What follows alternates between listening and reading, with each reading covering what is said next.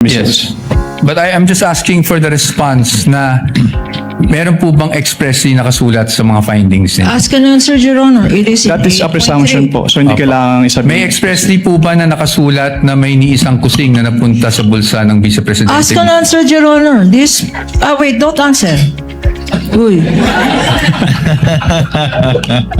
That question, Your Honor, has been asked and answered. Yes, sir, Sustained- ruling, Your Honor. Sustained counsel, I think where you're getting at, Now, yesterday, naalala ko po, natanong kayo doon sa time nyo sa ICFAO kung ilang Vice President ang na-audit nyo pagdating sa confidential funds. Naalala niyo po yon? Yes po, sir. At ang sagot nyo po ay isa lang, si Vice President Sara Duterte, the respondent in this case. Tama po ba?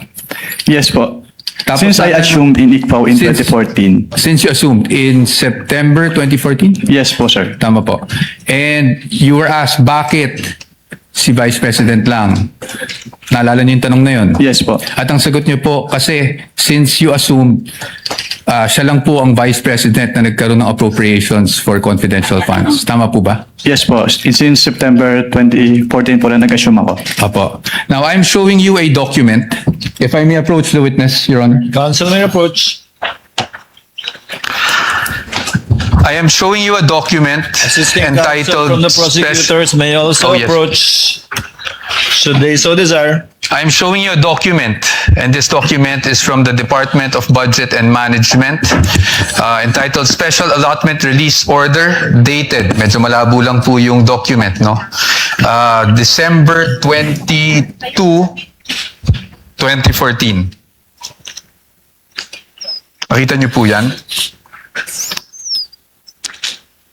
At ang purpose po is to cover confidential activities for fiscal year 2014. You see that? Yes, sir. And nung December 22, 2014, nasa ICFAO na po kayo. Tama po ba? Anong period po yan, sir? We have a clear here po. Date of issue, December 22, 2014. Yes po, nasa ICFAO na po. Tama po ba? At hindi po si Vice President Sara Duterte ang Vice President ng mga panahon na yun. Tama po ba? Yes po. Pero na-liquidate po ba yan? That's the question. That's the question to ICFAO actually because yun po yung ang pinapakita ko lang sa inyo is nagkaroon po ng confidential funds ang Office of the Vice President noong 2014 issued December 22, 2014. Based on that document po, Meron. Meron. You confirm. But that's okay, no? Because maybe you were just not aware yesterday when you were asked the question. I just wanted to put that on record because marami na rin pong lumalabas sa social media na si Vice President Sara Duterte lang ang Vice President na nagkaroon ng confidential funds. But you confirm that, sir. Your Honors, just a manifestation, this has not been pre-marked. We just came upon this document yesterday after the statements were made. So upon the agreement made during pre-trial, we request that this be marked as exhibit for the defense D-1-167-DE.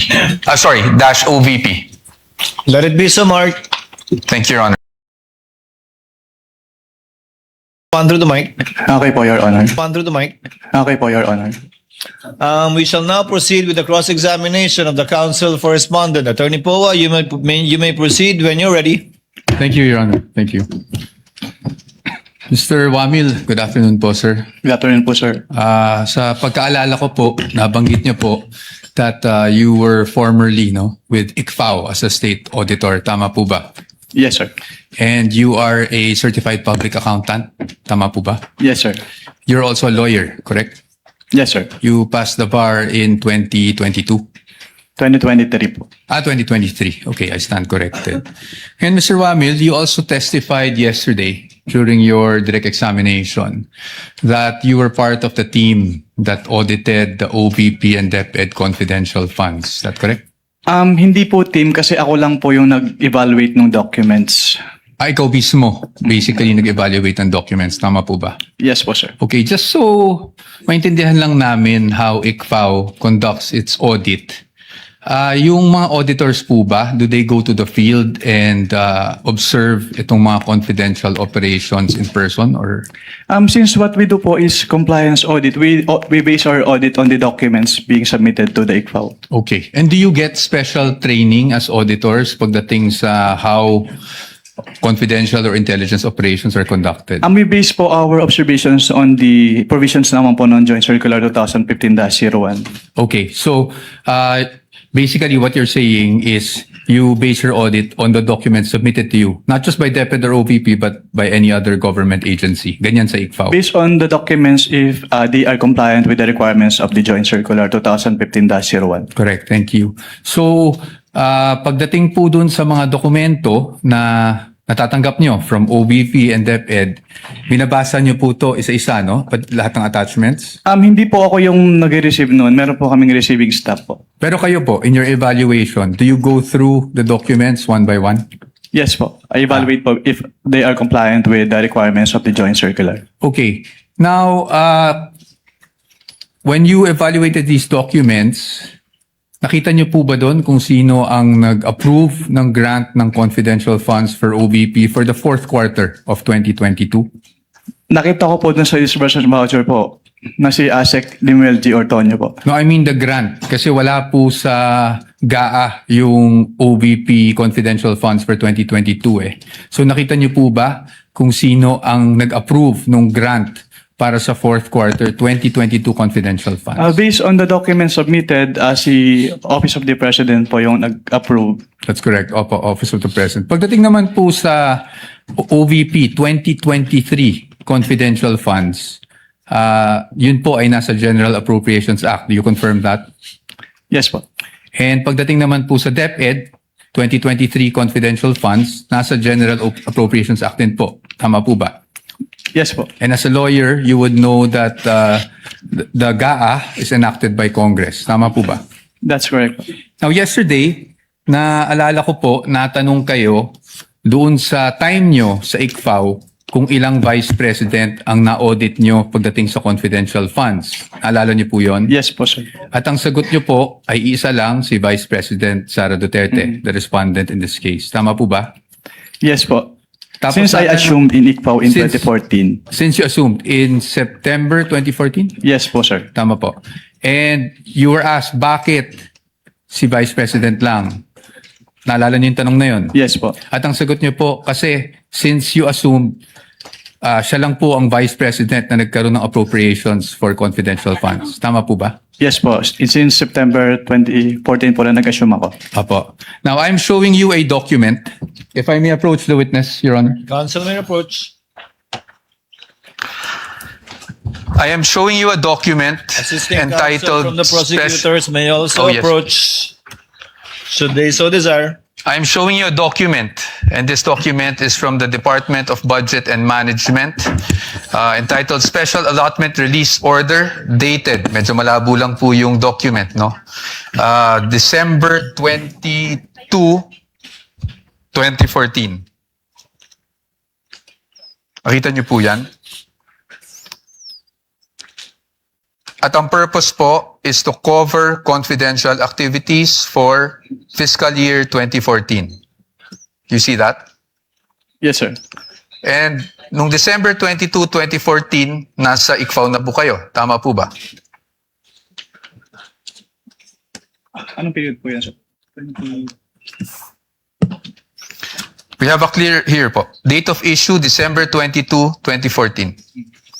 Yes po, nasa ICPAO na po. Tama po ba? Mm. At hindi po si Vice President Sara Duterte ang Vice President ng mga panahon na yun. Tama po ba? Yes po. Pero na-liquidate po ba yan?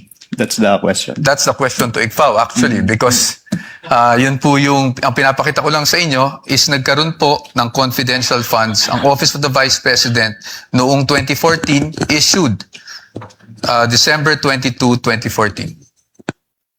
Based on that document po, Meron. Meron. You confirm.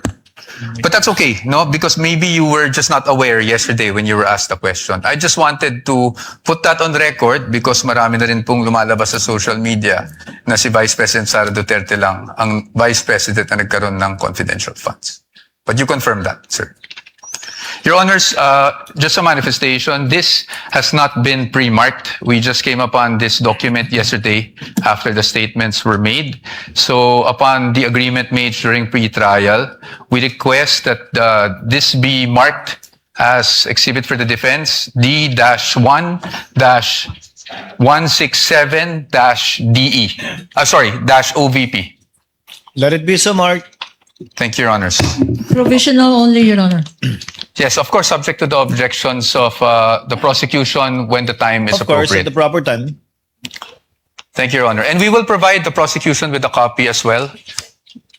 Kindly do that after, perhaps later on, after the trial, or now too, so that it can be made a subject matter of redirect should the counsel for the panel of prosecutors Medyo malabo. so desire. I can give you Photocopy. just a photo. We would like to manifest that this is just a printout, Your Honor, and a photocopy that we retrieved from the Office of the Vice President. Noted. Okay. Ito, bibigyan ba natin to? Okay, hindi na. Okay. Anyway, Mr. Witness, nung pinag-aaralan ko yung nature ng confidential funds, may mga issuances akong nakita aside from yung JC 2015-01 na parating yung nami-mention kahapon and today. And that is COA Circular 92-985. Yun po ba ay familiar sa inyo? Can you repeat? I can give you a copy. Your Honor, I am giving the witness a copy of a document entitled Commission on Audit Circular Number 92-385 dated October 21, 1992. For the reference of the court, this was marked as Exhibit D-1-155. Naalala po ba ninyo yung document na yan or familiar po ba kayo sa document na yan? Witness is perusing the document, Your Honors. Noted. If assisting counsel would like to also from the prosecution.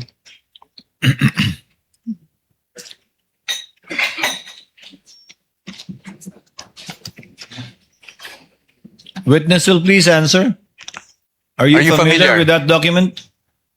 I am not familiar po with that document. Okay. That's okay. Meron lang po ditong whereas clauses. I won't ask you about the entire document anyway. Meron lang po ditong whereas clauses on the first page. Can you see that, Mr. Witness? Whereas clauses. I would just want you to read the fourth whereas clause. Ito pa. Ma'am, you want to come here so you'd have a better view. Just the fourth whereas clause. Can you please read that out loud for the record? Attorney Capunan, it's also flashed on the screen. Para mahirap. Whereas these intelligence and confidential activities by their very nature are highly sensitive and confidential operations or missions, the details of which cannot be divulged without posing a threat to national security or to the success of the mission. Can you please read the next whereas as well? Thank you. Whereas, as now being required, the submission of receipts, bills, or commercial invoices in support of disbursements from this fund or rental or of safe houses, purchase of meals or supplies, and other expenses may create a leak of information that may threaten the confidentiality of the intelligence operations, endanger the lives and the safety of the agents and employees of the government agencies, and result to a failure of the mission. And just the next two whereas clauses na lang po para hindi na po tayo humaba. Whereas in many instances, it is impractical and sometimes impossible to obtain such receipts, bills, or commercial invoices during intelligence operations. Whereas by its very nature, the use of confidential intelligence and or confidential funds requires an approach allowing more flexibility in intelligence operations. Thank you, Mr. Witness. Manifestation, Your Honor. First of all, this exhibit presented by counsel for the respondent is dated October 1, 1992, Your Honor. Whereas the joint circular cited as basis by this witness, Your Honor, is dated 2015, Your Honor. There is no indication here.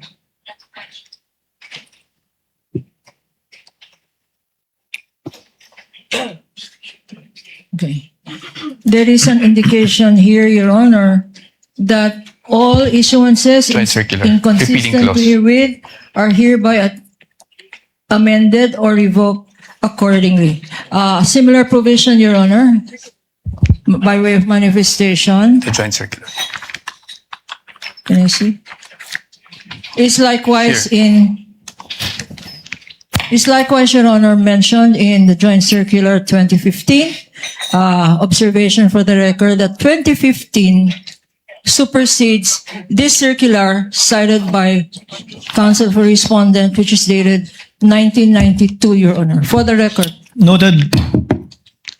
Thank you, Your Councilor, Honor. proceed. But again, we'd like just a counter manifestation that the repealing clause under JC 2015-01 states, and I quote, all circulars, memoranda, rules, regulations, and other issuance inconsistent herewith are deemed repealed and superseded accordingly. So the repealing clause in 2015-1 did not specify COA Circular 92-8985. Precisely our point, Your Honor. Your Honor, please counter manifestation. Of course, Counsel.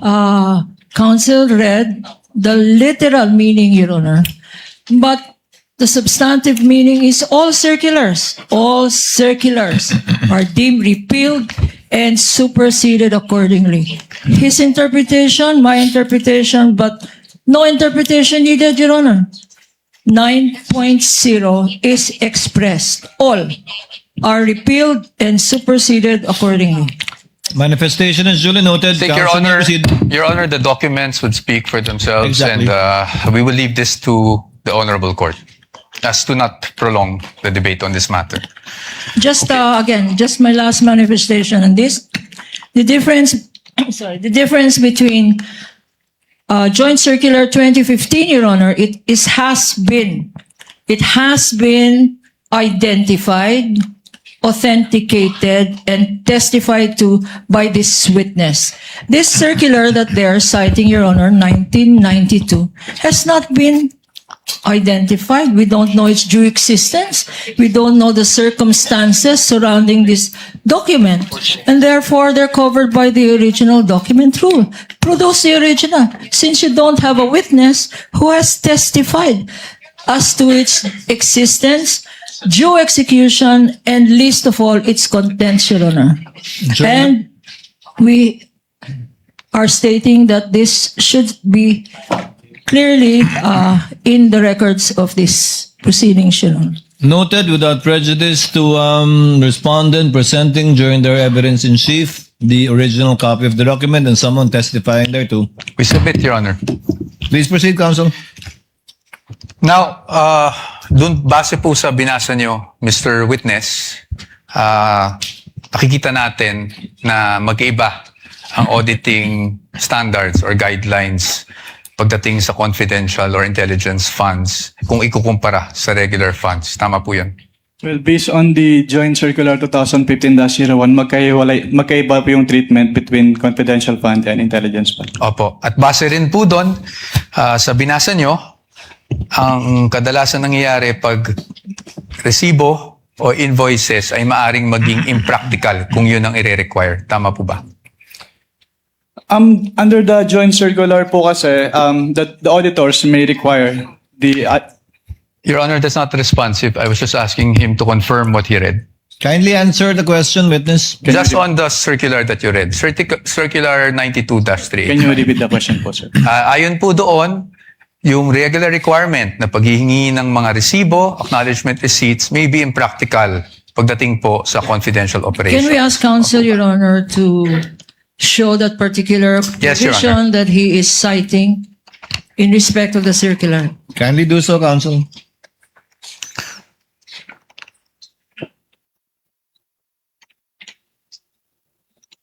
Tama po ba? Ang sabi po dito ay during intelligence operations. Yes, tama po ba? As stated po dito, during intelligence operations. Okay. Thank you. Well, I'll accept that answer, Your Honor. Now, punta naman po tayo doon sa nature ng confidential operations. No? You would agree with me na pagdating po sa confidential operations, delikado po pag nagkakaroon ng leak of information. Tama po ba? Can you repeat your question? Delikado po kung magkaroon ng leak ng mga information na nakukuha patay sa isang confidential operation. Tama Given po the ba? classified nature of, Misleading, Your Honor. I'm just asking for his opinion. Witness would have been able to answer. Witness may answer. given the classified nature Yes. of the confidential fund. Yes, thank you, Mr. Witness. In fact, you being a lawyer, you know that there are laws prohibiting the unauthorized disclosure of confidential information, correct?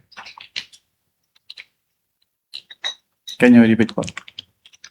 You being a lawyer, sir, you are aware that there are laws prohibiting the unauthorized disclosure of confidential information, correct?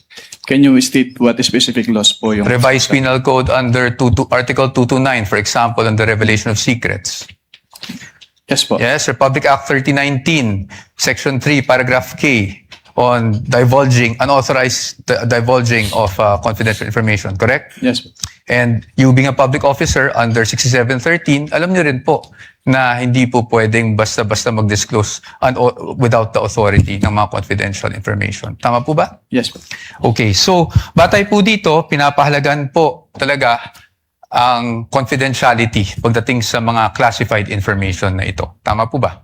You would agree with me? Yes po. Yes. Now let's go to the joint circular that we have been mentioning since yesterday. No, ito pong joint circular number 2015-01. And I'm referring to the circular with which we have pre-marked as D-1-136 for the defense. Your Honors, and I think we will be flashing that on the screen as well. Ito naman po yung pag-usapan natin. I just wanted you, Mr. Witness, to give us the definition of confidential funds. Diyan po sa circular na yan under, I think it's page 2, item 3.7.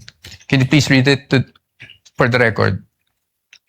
Under 3.7, confidential fund refers to the lump sum amount provided as such in the GAA for NGAs, in appropriation ordinances for LGUs, and in the COBs for GOCCs for their confidential expenses. Salamat po, Mr. Witness. At pagdating po, nabasa niyo po yung word na lump sum. Ibig po sabihin nito, buong halaga? Buong amount? As opposed to having line items for expense? Tama po ba? Lump sum. Yes Lump po. sum. Opo. At based on your experience, pag ang pinag-uusapan po natin ay confidential funds, pagdating po sa pag-disburse nito, cash po ba ito? In the form of cash? What expense are you pertaining? Confidential funds in general. Cash po ba ito? Wala pong specific provision kung anong type po ng yung ibabayad. Okay. But item 6 provides for the guidelines on cash advances, correct?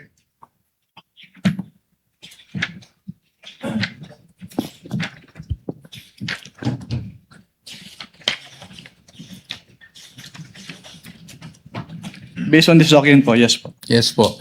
And I refer you now to item 6.1.2. Diyan po, sinasabi po ng provision na yan na ang maaari lang mag-avail ng cash advance pagdating sa confidential funds ay ang isang designated bonded special disbursing officer or SDO, or kung wala mang ganong designated SDO ay ang head of agency, correct? Yes po. At kanina po, sabi nyo, binasa nyo bawat pahina noong mga sinabite sa inyo ng DepEd at OVP for their liquidation reports. Tama po ba? Yes po. At you would be aware na ang STO po para po sa OVP ay si Ms. Gina Acosta. Tama po ba? Based on the documents submitted, yes po. Yes, thank you. At pagdating naman po sa DepEd, Mr. Witness, ang SDO po ay si Mr. Edward Fajarda. Tama po ba? Based on the documents submitted po, yes po.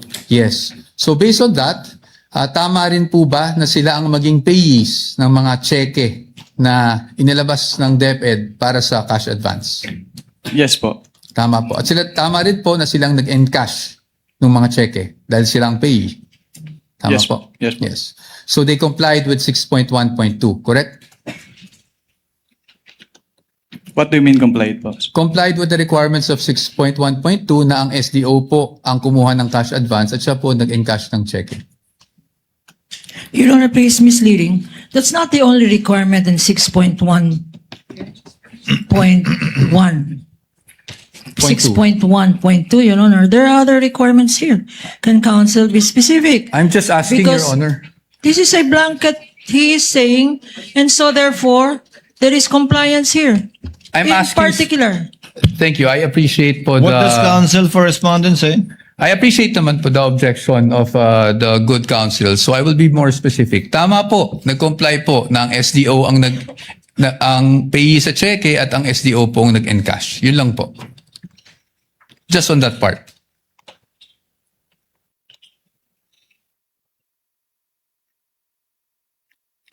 Based on the documents, si SDO yung payee ng cheque and yung nag-encash nung Okay. Thank you po.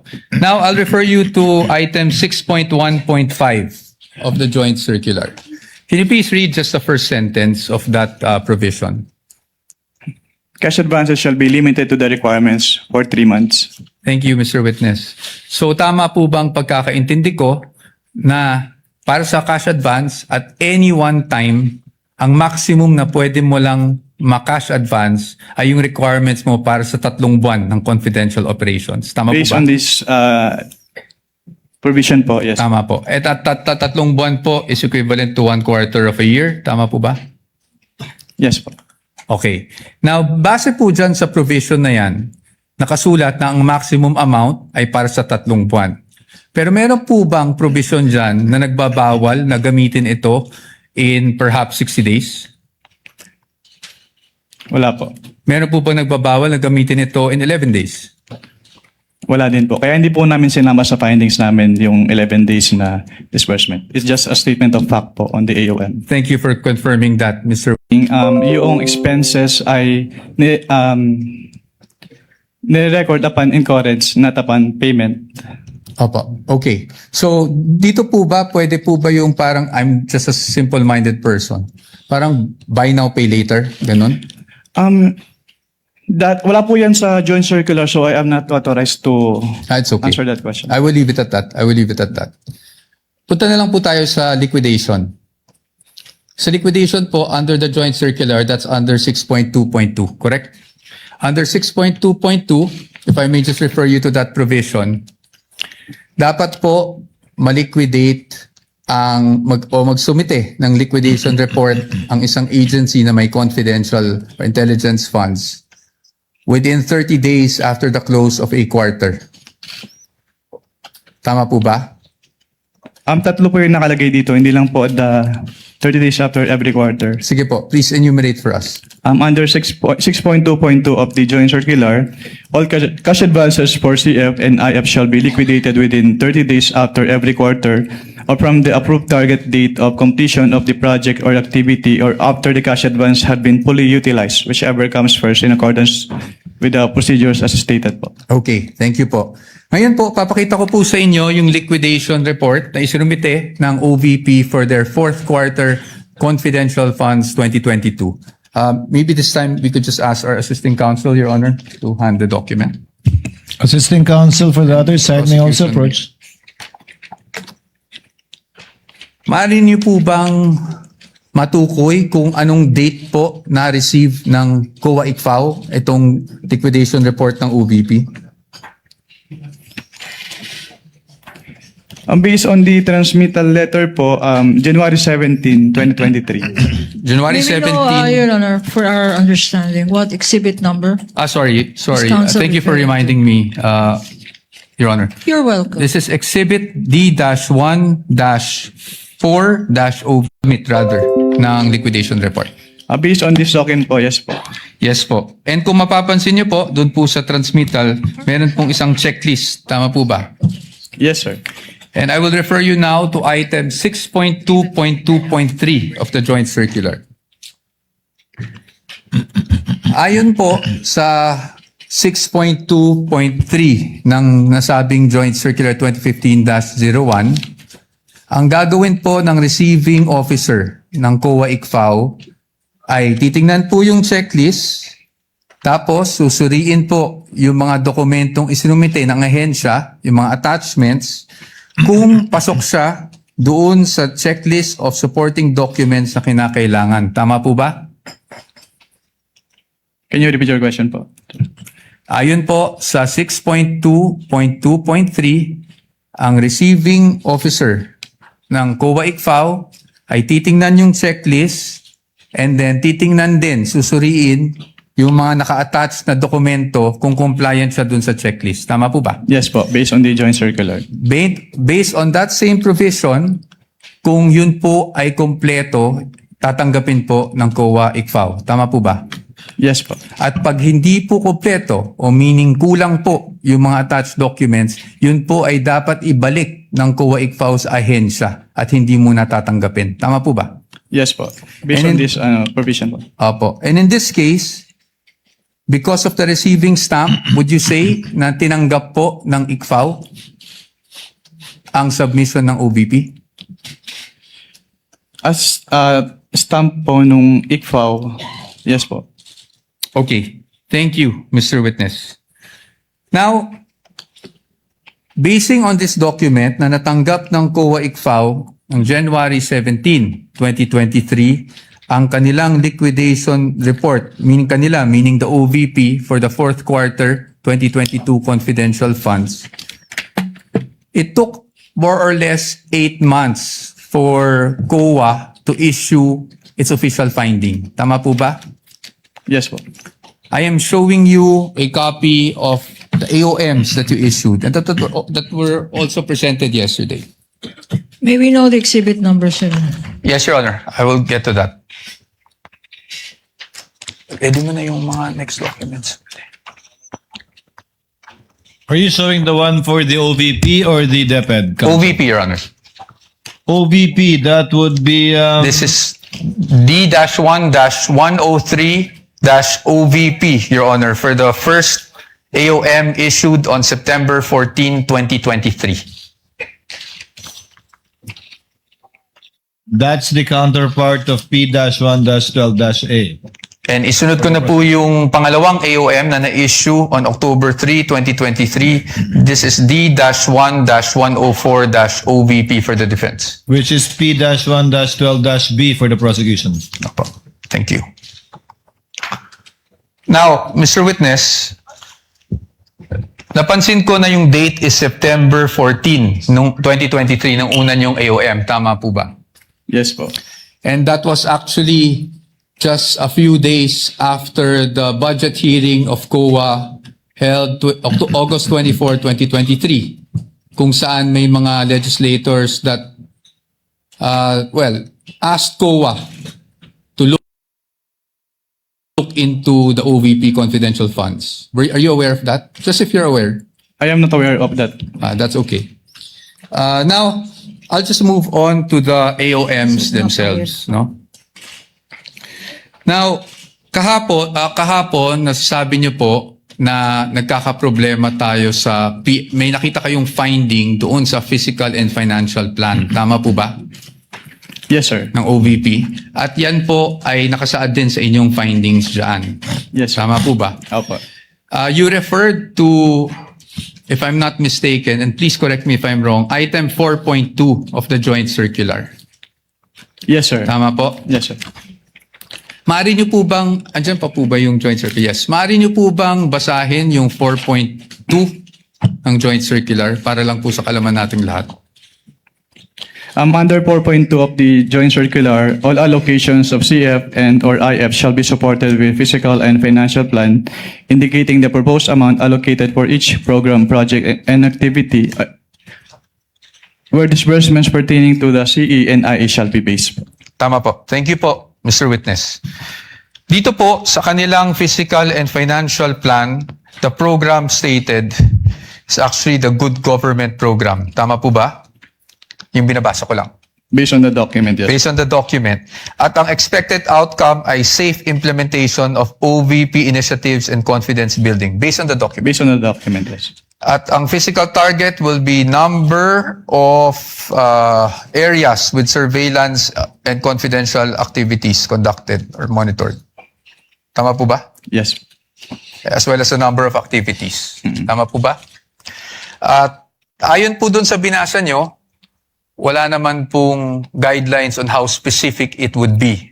Correct? Well, nakalagay po kasi dito, dapat i-indicate yung each program, activity, and project na pagbabasihan ng disbursement ng CF. Apo. I won't argue with you. So basically, yung finding niyo po is based on your assessment as an auditor. Well, since it is a plan, dapat po naka-indicate talaga dito kung paano nila gagastusin yung kanilang confidential fund. That's okay. Yes, I'll accept that answer.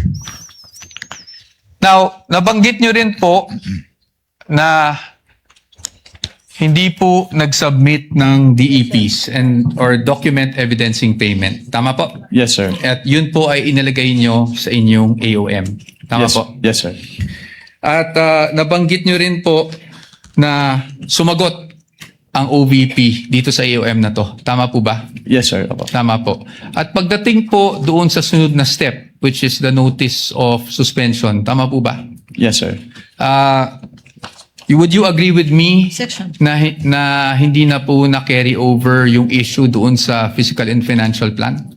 Yes, sir. Yes. So, ibig sabihin, tinanggap nyo po yung explanation. Well, ang purpose po kasi namin kung bakit namin ni-require yung specific confidential activities dun sa PFP is para makita kung paano gagastusin noong OBP yung kanilang confidential fund. Pero since nilagay naman na po nila dun sa kanilang revised accomplishment report yung specific confidential activities and even submitted the documentary evidence of payment. So, hindi na po namin hinanap ulit yung fiscal and financial plan. Okay. Salamat po. Thank you for that answer. Ngayon po, kasi kanina, kahapon, actually, not kanina, sinasabi nyo walang sinubmit. Ang ibig nyo lang pong sabihin sa walang sinubmit is at the time na bago kayo mag-issue ng AOM. Tama po ba? Walang sinamit po na ano. Walang sinubmit na DEPs, for example. Yes po, kasi sinamit po nila yung DEPs after we issued both AOMs po. Opo, thank you po. Ngayon, punta naman po tayo doon sa notice of suspension. Nandun pa po kayo di ba, ng notice of suspension? Yes, sir. And you suspended in audit the amount of 125 million. We are showing him a copy of the notice of suspension, Your Honor. This is Exhibit D-1-107-OVP for the reference of the Honorable Court. NP-1-13-A on the part of the prosecution. Okay. So, dito po, as you mentioned earlier, you were satisfied with already the submission of the accomplishment report ng OVP. That's why nawala na po yung issue sa physical and financial. Hindi po ako satisfied dahil compliant yung accomplishment report nila, kundi dahil nilagay lang nila yung specific confidential activities na pinagamitan ng kanilang pondo. Opo. So, nawala na po yung sa PFP na finding sa AOM. Based on yes po. Based on the NS. Tama po ba? Yes, sir. Okay, thank you. Ngayon, pagdating dito sa notice of suspension, I just wanted to focus on doon sa documentary evidencing success pagdating sa rewards. Yes, sir. Nabanggit nyo po, this is 4.8.5 paragraph B specifically of the joint circular, correct? Yes, sir. And yun din po yung nakasaad dito sa notice of suspension na reference, meaning the provision of the JC. Yes, sir. Specified. Yes. At nabanggit nyo rin po kahapon na wala pong guidelines specifically under 4.8.5 that shows how specific you should be in terms of the documents evidencing success. Tama Wala po ba? po akong na-mention na walang specific guidelines po. Ang sabi ko lang, hindi sinabi kung anong specific document yung hinihingi. May sinabi ko po kayong walang prescribed format, basically. Your Honor, please misleading the witness, to my recollection, did not say that. He said that in accordance with 4.8.5, these are the requirements, A, B, and C. And the submissions of the Vice President and the DepEd are not compliant, Your Honor. Can we ask With the for indulgence of counsels for the parties, Mr. Wamil, base po sa guidelines, hindi tulad ng ibang mga format na sinasubmit na may pro forma na nasa annex nung 2015-1, wala pong pro forma na pag-liquidate sang-ayon na dokumento sang-ayon sa 4.8.5.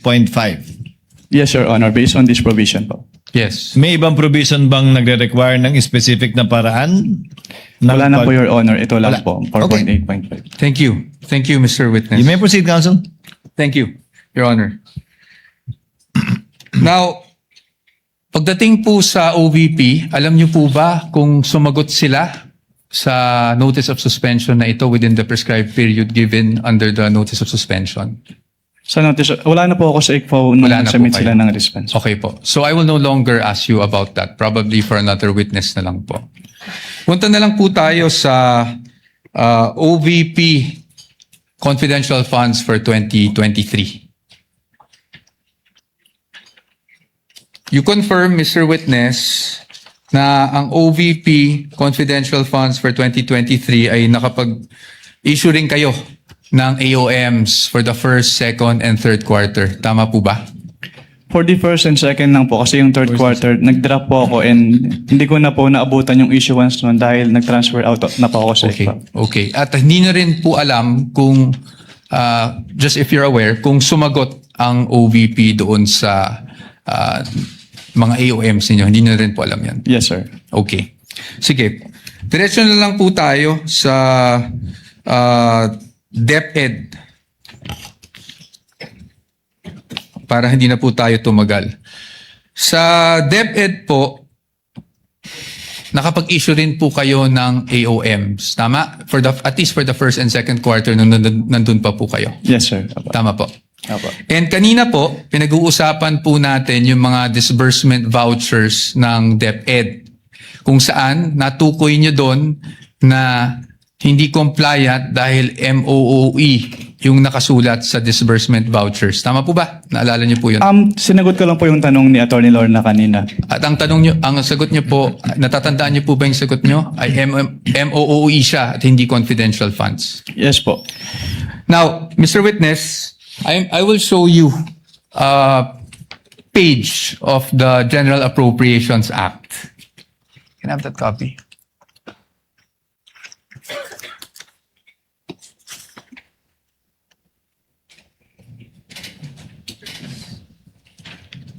And for reference, Your Honors, this is Exhibit D-1-14-DE, Your Honors. And D-1-42-DE for the defense. Counsel may approach the witness as well as counsel for the panel of prosecutors. Ito lang man, titignan ko. So, dito po, sa page 376, volume 118, number 52, General Appropriations Act FY 2023, klarong-klaro po na ang confidential, intelligence, and extraordinary expenses is under maintenance and other operating expenses, which is the MOOE. Pero if I may clarify lang po kasi, Yes po. yung MOOE kasi is very broad. So Yes hindi po. lang confidential fund yung covered niya. Apo, we will get to that, Your Honor. Your Honor, please. DB. Saan nakasulat? Apo. Thank you. Kaya po dito, sa ating naging disbursement voucher, Your Honor, with due respect to counsel. yes, of With course. permission of Manifestation Attorney again of the Poa, yes. document. Again, this Observations document, and manifestations, counsel? Your Honor, this document violates the original document rule. First, it is a photocopy. It is not even a photocopy of anything that is certified, Your Honor. Although, under the original document rule, you can dispense with the presentation of the original. If you present the original first and then substitute a copy, because a copy, a photocopy, is now considered likewise, if properly authenticated, as an original. This is a scrap of paper, Your Honor. We don't even know. General Appropriations Act. Of who? Of which administration? And consisting of how many pages, Your Honor? Saan? This particular document, Your Honor, should not even be testified to because we don't know its provenance. For all we know, we don't know where this document came from. Your Honors, may I We comment? object, therefore. to this document. Maybe comment? What is the comment of Attorney Poa? Your Honors, the copy we are showing is actually a certified true copy of the Commission on Audit, certified by Davin E. Bakay. Your Honors. Certified true copy of the part of the GA? Yes, Your Honors. Anyway, Counsel, we will be ruling on the admissibility of these documents when the formal offer is made after the presentation of evidence in chief by the respondents. We submit, Your Honor, but as another observation, Your Honor, we are aware, I think Council is aware, that if you produce and you ask questions on a portion of a document, then you are compelled to produce the whole document, Your Honor. We want this on file. Produce the whole GA. For all we know, Your Honor, there may be provisions in that GA. Exhibit D-1-58-DE. Nakasulat po na MOOE, replenishment of cash advance under maintenance and other operating expenses authorized under page 376 of RA number 11936, which is precisely the page of the GAA. Pero marami po kasing nakalagay na expense items under MOOE in this page po. Okay, we will accept that answer, Mr. Witness. Now, Mr. Witness, pagdating po sa DepEd confidential funds, as you mentioned, you issued the first two AOMs. Since you're an auditor, ano po ang ibig sabihin ng credit notice para sa isang auditor? Kapag sinabing credit notice, yung document submitted ay already passed in audit na po. Opo, pass in audit, meaning allowed? Yes po. Allowed in But subject to the reopening of the audit later Opo. on po. Okay, thank you, Mr. Witness. Ngayon, Mr. Witness, since hanggang doon lang naman, no, yung naging saklaw talaga ng inyong service, I don't want to prolong this any longer. Gusto ko lang makita, based on your findings, AOM, diba? Tapos yung notice of suspension para sa OVP and the AOMs for DepEd, these are preliminary findings, correct? Yes po, kasi nire-require pa naman sa agency na mag-justify yung findings and submit the documents being sought po dun sa... Opo. At based po dito sa findings ninyo, wala namang pong expressly nakasulat na may misappropriation at this point. Actually, yung presumption of misuse kasi nasa item 8.3 na kapag hindi nag-liquidate or failure of liquidation of the accountable officers upon due demand shall be a prima facie evidence that such fund has been put to personal benefit or misuse. Yes. But I am just asking for the response na meron po bang expressly nakasulat sa mga findings ninyo? Ask and answer, Your Honor. It is in That is a 8.3. presumption po. So hindi Opo. kailangan isabihin. May expressly po ba na nakasulat na may ni isang kusing na napunta sa bulsa ng Vice Presidente? Ask and answer, Your Honor. This, wait, don't answer. Uy. That question, Your Honor, has been asked and answered. We ask for a Sustained- ruling, Your Honor. Sustained, Counsel. I think where you're getting at, modify your question. You can get it. Okay. So, basically po, ang findings nyo ay preliminary lamang. Wala pong any conclusive finding pa as to any misappropriation. Yun lang po ang tanong ko. Ang sabi kasi sa circular, upon failure to liquidate, No, meron I ng am presumption. Your Honor. Ask the and witness answer, is not Your Honor. responding. No, You the already witness said, Asking if it's... The witness is not responsive. Kindly respond. I think the question is quite simple, Yun lang naman Mr. po. Wamil. Preliminary pa lang. So wala pang any conclusive finding as to any misappropriation. Yun na lang po. Para lang po masagot nyo na ng diretso.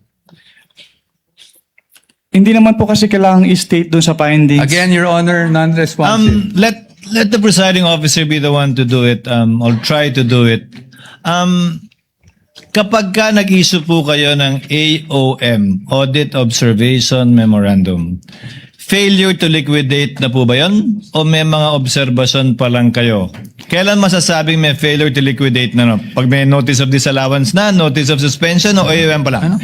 Nakalagay po kasi sa joint circular, Your Honor, under 8.3, failure to liquidate by the accountable officer upon due demand shall be a prima facie evidence. Opo, again, Mr. Wamila, yung pag-issue nyo po ba ng AOM, pasok na sa failure to liquidate upon due demand o hindi pa po? Hindi pa po sa AOM, Your Honor. Kasi wala pong due demand sa AOM. Yes po. At masasabi mo rin bang wala pang failure to liquidate? O meron na? Pag sa AOM po wala, pero pag sa NS po, since meron ng first issuance which is considered as demand, so meron na po sa NS. So, As per AOM siya. wala pa. Pag NS, meron Meron ng meron ng demand at Opo. meron ng failure to liquidate. Opo, since sa AOM po, nire-require na silang i-justify and i-submit yung mga documents na hindi nila na-submit. Pero sa AOM, wala pa nga ganun. Yes po, Your Honor. Okay. Counsel, your witness. Thank you. And lastly, gusto ko lang to ma-clarify. Of course, the witness was a state auditor of the ICFAO. So recommendatory lang po ang function ninyo. Hindi po kayo nagde-decide pagdating sa, lalong-lalo na pagdating sa notice of disallowance. Tama po ba? Yes po. It's the function of the commission proper. Thank you. Thank you, Mr. Wamil, Attorney Wamil. I thank you for your patience. That is all for this witness, Your Honor. Thank Unless you, there's anything else. counsel for respondent.